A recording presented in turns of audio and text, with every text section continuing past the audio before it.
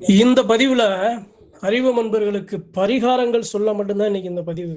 நான் எத்தனையோ பதிவுகள்ல நண்பர்கள் கேட்குறாங்க, நீங்க சொல்றது சரிதாங்க, ஆனா அதுக்கு தீர்வு என்ன, அதுக்கு விடை என்ன, அந்த தீர்வை சொல்லுங்க, விடையை சொல்லுங்க, எல்லாத்தையும் சொல்றீங்க, அந்த தீர்வை சொல்ல மாட்டீங்களே அப்படின்னு நிறைய அறிவு நண்பர்கள் என்கிட்ட வைக்கிற கேள்விகளுக்கு பதிலாக இன்னைக்கு நான் அறிஞ்சது அப்படின்னா நானா தனி மனுஷனா நான் உருவாக்குனதல்ல, தெய்வம் இட்ட கட்டளை, தெய்வம் கொடுத்த ஒரு சில தீர்வுகளை தான் பரிகாரங்களாக அறிவு நண்பர்களுக்கு, ஏழ்மையில் இருக்க ஏழை எளிய மக்களுக்கு நம்மளை நாம எப்படி பாதுகாக்கணும் அப்படிங்கிற ஒரு 10 பரிகாரங்களை அறிவு நண்பர்கள்ட்ட பகிர்ந்து கொள்ள ஆசைப்படுறேன். சரி, இதை சரியா பார்க்குறவங்க, இதை சரியா நினைக்கிறவங்களுக்கு இது சரியா புரியும், அது அவங்களுக்கு உதவிகரமா இருக்கும். தெய்வ நம்பிக்கையோட, முழு மனதோட இது நம்மை சரி செய்யும், நம்ம சாமி இந்த சாங்கியத்துல நமக்கு சரி செய்து கொடுக்கும் அப்படின்னு முழுமையான நம்பிக்கையோட செய்யற எல்லா பெருமக்களுக்கும் இந்த பரிகாரங்கள் பலிக்கும். இல்ல ஏதோ ஏனோ தானோன்னு பார்த்து இதை நம்பாம எப்படி கேட்டும் கேட்காம கேட்கிற பெருமக்களுக்கு இது புரியாது, இது பலிக்காது. சரிங்க, பதிவுக்கு வருவோம். அப்படி என்ன பரிகாரம் சொல்ல போறேன்?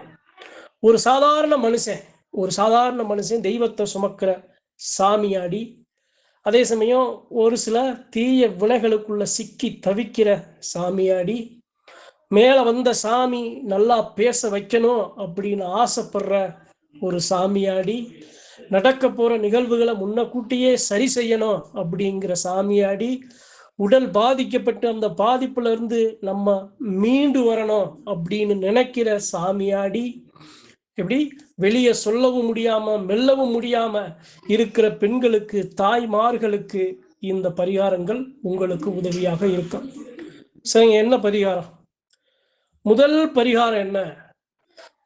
பரிகாரம் என்ன அப்படின்னா, நானு எனக்கு என்னுடைய சிந்தனைய மடை மாற்ற, நான் செய்யற செயலை செய்ய விடாம, ஏதோ என்னைய போட்டு என்னைய அதோ அமுக்குன மாதிரி என்னால் இயக்க முடியாமல் இருக்கிற ஒரு சில பெருமக்கள் இருப்பாங்க. அவங்க சாமியாடி ஒரு மக்களாகவும் இருக்கலாம், சாதாரண மக்களாகவும் இருக்கலாம். அதாவது மனசுல நினைப்பாங்க, அதை செய்ய முடியாது. அப்படி தன்னை இழந்த பெருமக்கள் அவர்கள் என்ன பரிகாரம் செய்து அவர்களை மீட்டெடுக்கலாம் அப்படின்னா, அவர்கள் எடுக்க வேண்டிய ஒரு சில விஷயங்கள் என்ன அப்படின்னா, முதல்ல தெய்வ கனியாகிய எலுமிச்சங்கனி, அதே சமயம் திஷ்டி பூசணி, இது 2. இது இல்லாம தான் உயிரே போயிடும், இதுல இருந்து மீண்டு நம்மளால வர முடியாது, நாம முடக்கப்படுவோம் அப்படின்னு இருக்கிற அந்த மக்கள் எடுக்க வேண்டிய ஒரு பொருள் முட்டை, கோழி முட்டை. சரிங்க, இது என்ன பண்ணணும் அப்படின்னா ஒண்ணும் இல்லை. இது மாதிரி இருக்கிற பெருமக்கள் தங்கள் சாதாரண பிரச்சனையா இருந்துச்சு அப்படின்னா அவங்க எடுக்க வேண்டியது எலுமிச்சங்கனி. இது சாதாரண பிரச்சனை அல்ல, கொஞ்சம் பெரிய பிரச்சனையா இருக்கு, நமக்கு இது சரி வராது அப்படின்னு நினைக்கிற பெருமக்கள் எடுக்க வேண்டியது திஷ்டி பூசணி. இது உயிரையே எடுத்துரும், நம்முடைய உயிரவே எடுத்துரும், இதுல இருந்து நாம சரி பண்ணணும் அப்படின்னு எடுக்க வேண்டிய பெருமக்கள் முட்டை. இது என்ன பண்ணணும் அப்படின்னா ஒண்ணும் இல்லை, கையில் எடுத்து உடலை சுத்தி முச்சந்திலேயோ அல்லது வீட்டுக்கு வெளியோ அதை உடைச்சு அல்லது மிதிச்சு கை காலை அலும்பி உள்ள வர்றது ஒரு தற்காப்பு, நம்மளை நாம பாதுகாக்கிறதுக்கு உண்டான வழிமுறை. சரிங்க, இப்ப நான் சொன்னதுலேயே 3 பரிகாரம் சொல்லியிருப்பேன். ஒன்று எலுமிச்சங்கனி, இன்னொன்று திஷ்டி பூசணி, இன்னொன்று முட்டை. இதெல்லாம் யாரும் சொல்ல மாட்டாங்க, இதை நான் சொல்றேன். ஏன் இதை மீறி உங்களுக்கு இதை நான் சொல்றதுக்கு காரணம் என்ன அப்படின்னா, மக்கள் நல்லா இருக்கணும், நம்மளை சுற்றி இருக்கிற எதிர்மறை சக்திகளை நாம சரி பண்ணணும், அங்கங்க ஓடி நாம பணத்தை விரயம் பண்ணக்கூடாது. இதை செய்யறதுக்கு உங்களுக்கு துணையா யாரை அழைக்கணும் அப்படின்னா உங்களுடைய குலதெய்வத்தை. எந்த ஒரு காரியத்தையும் நீங்க செய்யணும் அப்படின்னா நீங்க உங்களுடைய குலதெய்வத்தை அழைச்சு அந்த குலதெய்வத்தோட சக்தியாலத்தான் இதை நீங்க சரி பண்ண முடியும். வெறும் எலுமிச்சங்கனி, வெறும் திருஷ்டி பூசணிங்கிறது உங்களை சரி பண்ணி கொடுத்துறாரு. நீங்க அழைக்கிறீங்களா, மனதார அழைக்கிறீங்களா உங்க சாமி, அந்த சாமி அந்த இடத்துல வந்து நின்னாத்தான் அது தெய்வ கனியா மாறும். அப்பதான் அது இருக்கிற பிரச்சனைகளை மாற்றி அமைக்கும், சரி பண்ணி கொடுக்கும். சரிங்க, இது 3.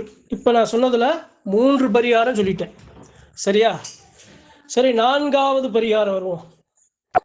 நான் ஒரு சாமியாடிங்க, நான் ஒரு சாமியாடி, நான்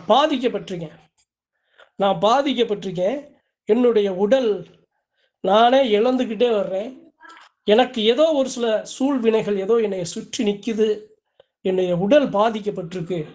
என்னுடைய கை, என்னுடைய கால், என்னுடைய உடல், என்னுடைய சிந்தனை பாதிக்கப்பட்டிருக்கு, நோயிற்று இருக்கு அப்படின்னு இருக்கிற மக்கள் என்ன செய்யணும் அப்படின்னா, இதே மாதிரி உங்களுடைய தெய்வத்தை நினைச்சு சின்ன வெங்காயம் இருக்கு பார்த்தீங்களா, சின்ன வெங்காயத்தை கொஞ்சம் பெரிய வெங்காயமா ஒரு 6-7 வெங்காயத்தை எடுத்து ஒரு நூல் எடுத்து அந்த நூலில் கோர்த்து வாசப்படிக்கு முன்னாடி அந்த பாதிக்கப்பட்ட நபரை உட்கார வச்சு வீட்டில் இருக்க பெரியவங்களை அந்த நூலை பிடிச்சா அந்த நூலை நாம் எப்படி பூ கோர்ப்போம்ல அது மாதிரி ஊசியில் அந்த சின்ன வெங்காயத்தை நீங்கள் கோர்க்கணும்.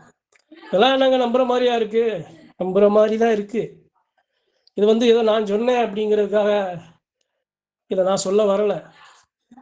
ஒரு தெய்வம் இதாண்டா மருந்து, இதை செய்யடா சரியாயிரும் போடா அப்படின்னு சொன்ன சாங்கியத்தை மக்களுக்கு 4 மக்களுக்கு நல்லது நடக்கணும் அப்படிங்கிறதுக்காக உங்களுடைய தெய்வம் உங்களுக்கு இதை செய்து கொடுக்குங்கிற நம்பிக்கையில தான் அதை நான் சொல்லி வரேன். அப்போ நீங்கள் என்ன பண்ணணும், அதை நூல் கொறுத்த மாதிரி அதை பிடிச்சி அதை வாசப்படிக்கு வெளியே உங்களுக்கு வலப்பக்கம் இடப்பக்கமோ, இது எப்படி இந்த ஆளாத்தி எடுப்பாங்க பாருங்க, அது மாதிரி உச்சந்தலையிலேருந்து உள்ளங்கால் வரைக்கும் நீங்கள் அதை ஒரு 3 சுற்றி சுற்றி வாசப்படியை தூக்கி நீங்கள் வெளியே எரிஞ்சிடணும். அப்படி நீங்கள் செய்தீங்க அப்படின்னா உங்கள் உடல்ல, சாமியாடி உடல்ல ஏற்பட்டிருக்க வெட்டு காயம் கூட இந்த சாங்கியம் சரி பண்ணி கொடுக்கும். அந்த வெங்காயம், அந்த சின்ன வெங்காயம் இருக்கு பார்த்தீங்களா, அந்த வெங்காயம் உங்களுடைய நோய்களை அந்த வெங்காயம் தனக்குள்ள உள்வாங்கி தெய்வ சக்தியோட துணையில எதிர்மறை சக்திகள் எல்லாத்தையும் அதை எடுத்துக்கிட்டு வெளியே போயிடும். நம்பினால் இது நல்லது நடக்கும், அவ்வளவுதான். நம்பிக்கை தான். சரிங்க, இது 4. சரி, 5வது என்ன அப்படின்னா, எனக்கு தூங்க முடியல, நிறைய கனவுகள் வருது, அசிங்கமான கனவுகள்லாம் வருது. அதுல இருந்து நான் எப்படி என்னை சரி பண்றது? எனக்கு தூக்கம்ங்கிறதே இல்லை. நான் என்ன பண்ணணும் அப்படின்னா, எப்போதெல்லாம் இது போன்ற கனவுகள் வந்து உங்களுடைய தூக்கம், உங்களுடைய சிந்தனை கெடுகிறதோ அப்போதெல்லாம் நீங்க என்ன பண்ணணும், உடனே எழுந்து உங்களுடைய பூஜை அறையில எப்படி ஒரு புண்ணிய ஸ்தலங்களுக்கு சென்று நீங்க முதல்ல கொஞ்சம் தீர்த்தம் எடுத்து வந்து வீட்டில் வச்சுக்கணும். இது மாதிரி இரவு நேரங்களில் நடக்கும்போது உங்களுடைய உடலும் உங்களுடைய மனமும் இது மாதிரி ஒரு மன உளைச்சலுக்கு ஆளாக்கப்பட்டு தூக்கம் வராத பட்சத்துல வேகமா எந்திரிச்சு புண்ணிய ஸ்தலங்கள்ல இருந்து கொண்டு வந்த அந்த தீர்த்தத்தை நீங்க ஒரு மடக்கு குடிச்சு ஒரு துளி உங்க தலையில தொளிச்சு உங்க வீட்டில் இருக்கிற விபூதி, சுத்தமான விபூதி எடுத்து நெற்றியில பூசிட்டு நீங்க படுத்தீங்க அப்படின்னா உங்களுடைய குலதெய்வத்தோட அருளால நீங்க இதை செய்யும்போது உங்க குலதெய்வத்தை நினைச்சுதான் செய்யணும். இப்ப நான் சொல்ற எல்லாமே உங்களுடைய குலதெய்வத்தை நினைச்சுதான் நீங்க செய்யணும். குலதெய்வத்தை நினைக்காம நீங்க செய்யவே கூடாது. இது செய்யும்போது என்ன ஆகும் அப்படின்னா, உடல்ல உங்களுக்கு இருக்கிற அந்த மன உளைச்சலை நீக்கி உங்களுக்கு அழகாக அந்த தாயை, உங்களுடைய குலதெய்வமே வந்து தாளாட்டு பாடி உங்களை உறங்க வைக்குங்கிறதா சத்தியமான உண்மை. நெற்றியில இருக்க விபூதி உங்களுக்கு தொந்தரவு கொடுக்கிற எதிர்மறை சக்திகளை விரட்டி அடிக்கும். நீங்கள் உண்ட அந்த தீர்த்தமானது உங்கள் உடலில் ஏற்பட்டிருக்கிற அந்த ஒரு சில அலைச்சல்களை நீக்கி கொடுக்கும். சரிங்க, இது 6. 7வது என்ன அப்படின்னா, நான் ஒரு சாமியாடி, நல்லா வாக்கு சொல்லி வந்தேன், நல்லா பேசி வந்தேன், நல்லா ஆடி வந்தேன், இப்ப பேச முடியல, ஆட முடியல, எதுவுமே என்னால செய்ய முடியல. நான் என்ன பண்ணணும், நான் எப்படி அதை மறுபடியும் பழைய நிலைக்கு நான் எப்படி அதை கொண்டு வரணும் அப்படின்னு இருக்கிற பெருமக்கள், நீங்க ஒரு சாமியாடியா இருந்தீங்க அப்படின்னா இந்த பதிவுல அந்த சாங்கியங்களை எனக்கு சொல்ல முடியாது. நீங்கள் இன்னொரு தெய்வத்தை சாமி ஆடியை அணுகணும். அவங்க என்ன பண்ணுவாங்க அப்படின்னா, உங்களுக்கு ஒரு சில சாமி ஆடி அப்படின்னா உண்மையும் நீதியும் நேர்மையுமா தெய்வத்தை மலவோல நம்பி பேராசை இல்லாத பெருமக்களை நீங்க நாடணும். பணத்துக்கும் பொண்ணுக்கும் பொருளுக்கும் ஆசைப்படுற பெருமக்களை நீங்க நாடுனீங்க அப்படின்னா உங்களுக்கு நல்லது நடக்காது. சத்தியமான தெய்வமே சேவை செய்யணும்னு உங்களை போன்ற ஒரு உண்மையும் நேர்மையுமாக இருக்கிற அந்த சக மனிதனை தொட்டு நிக்கிற அந்த சாமியாடி நீங்க அணுகுனீங்க அப்படின்னா உங்களுக்குள்ள இருக்கிற அந்த சாமி, நீங்க இழந்த தெய்வ சக்தியை மீட்டு உருவாக்கம் செய்ய அந்த சாமியாடி உங்களுக்கு வழிவகுப்பார். சரிங்க, இது 7. 8வது என்ன அப்படின்னா, இல்லைங்க நான் செய்வன கோட்டால சிக்கிட்டேன், எனக்கு ஏவல் சிக்கிட்டேன், இது மாதிரி ஒரு பிள்ளை சூனியத்துல நான் சிக்கிட்டேன் அப்படின்னா தொடர்ந்து 3 முறை அல்லது தொடர்ந்து 5 முறை அல்லது தொடர்ந்து 7 முறை நீங்க என்ன பண்ணணும் அப்படின்னா, ஊமத்தருக்கு பார்த்தீங்கன்னா ஊமத்தங்காய், அந்த ஊமத்தங்காயை எப்படி எலுமிச்சங்கனியை சுற்றி நீங்கள் வெளியே உடைப்பீங்களோ அதே மாதிரி அந்த ஊமத்தங்காயை நீங்கள் சுற்றி நீங்கள் வெளியில் மிதிக்கணும். நாயுருவி அப்படிங்கிற ஒரு இது இருக்கும். அந்த நாயுருவியோட அந்த வேறு அந்த முள்ளோடு இருக்கும்.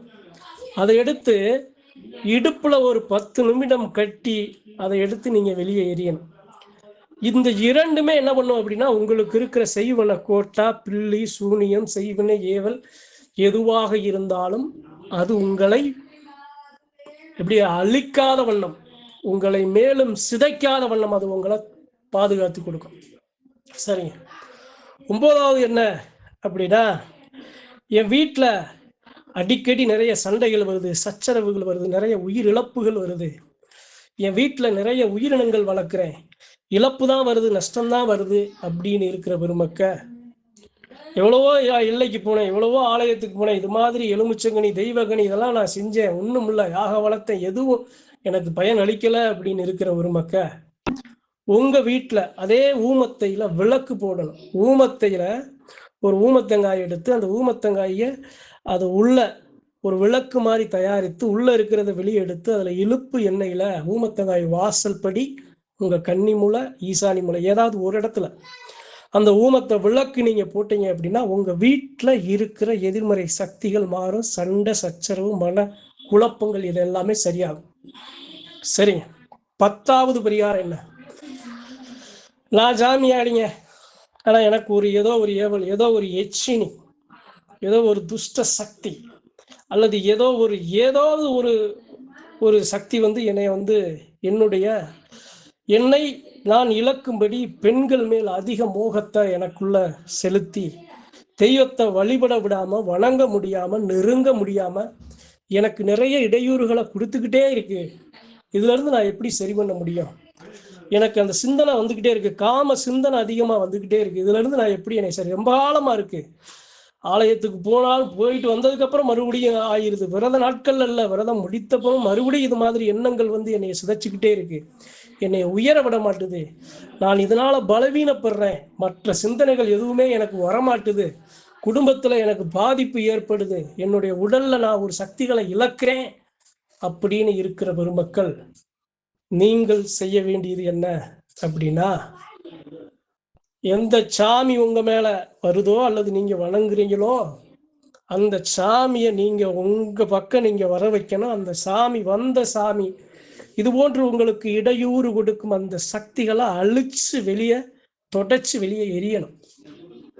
அதுக்கு நீங்க என்ன பண்ணணும் அப்படின்னா, முதல் விஷயம், எப்போதெல்லாம் காம சிந்தனை வருகிறதோ அப்போதெல்லாம் நீங்கள் உங்கள் நெற்றியில் விபூதி எடுக்கணும். இது 1.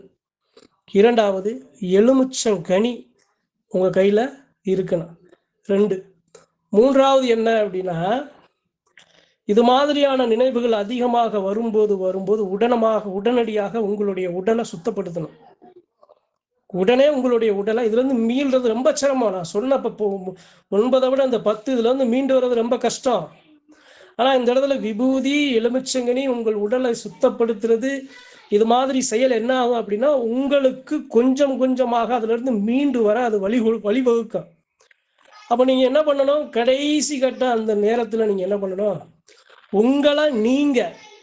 உங்களை நீங்கள் உங்களுடைய தெய்வ சிந்தனையை நீங்கள் அதிகரித்து இது போன்ற சிந்தனைகளை மட்டுப்படுத்த வேணும். அப்ப நீங்க என்ன பண்ணணும்? உங்க தெய்வம் சார்ந்த நிகழ்வுகளும் சரி, ஆலய வழிபாடுகளும் சரி, அல்லது புத்தகங்கள் அது மாதிரியான ஒரு சில செயல்கள் வாசிப்பதுலையும் சரி, இதை சிறுக சிறுக சிறுக சிறுக சரி செய்கிறது மட்டுமல்லாம ஒரு நல்ல உண்மையும் நீதியும் நேர்மையுமாக இருக்கிற மருளாடி பெருமக்களை நீங்க சந்திக்கிறதன் மூலமாக இந்த பிரச்சனையிலிருந்து நீங்க கொஞ்சம் கொஞ்சமா விலக முடியும். இதுல உடனே எல்லாம் விளையிட முடியாது. இதை கொஞ்சம் கொஞ்சமா தான் நீங்க விலகணும். அதுக்கு உங்களுக்கு இது உதவியா இருப்பது மட்டும் இல்லாம மற்றொரு மருளாடி மற்றொரு தெய்வத்தை சுமக்கிற சாமி என்ன பண்ணுவாரு அப்படின்னா, அவர் உங்களுக்கு இதுல இருந்து உங்களை முழுமையா மீட்டெடுப்பாரு. இது மட்டும் இல்லாம உங்களுடைய தெய்வத்திட்ட நீங்க ஒரு கோரிக்கை, இதுல இருந்து நான் எப்படி சரி பண்ணணும், இதெல்லாம் செஞ்சேன் சரியாகல, இது எப்படி, இது என்ன அப்படிங்கிற மாதிரி உங்க சாமிகிட்ட நீங்க கோரிக்கை வைக்கிறது மூலமாக உங்க சாமி ஒரு சில சாங்கியங்களை சொல்லும். அதை நீங்க செஞ்சீங்க அப்படின்னா இதுல இருந்து நீங்க மீண்டு வர முடியும்னு சொல்லி நான் அறிஞ்ச ஒரு சில விஷயங்கள் பரிகாரங்களை அறிவு நண்பர்களுக்காக நாம் இது போன்று ஒரு சில எதிர்மறை சக்திகள்ல தீய வினைகள்ல இருந்து சரி செய்ய முடியும் அப்படிங்கிற நான் அறிஞ்ச பரிகாரங்களை அறிவு நண்பர்களுக்கு முழுமையான நம்பிக்கையோட தெய்வ நம்பிக்கையோட அந்த தெய்வத்தோட அனுமதியோட பகிர்ந்து கொள்ள ஆசைப்படுறேன். நன்றி, வணக்கம். மற்றும் ஒரு பதிவில் சந்திப்போம்.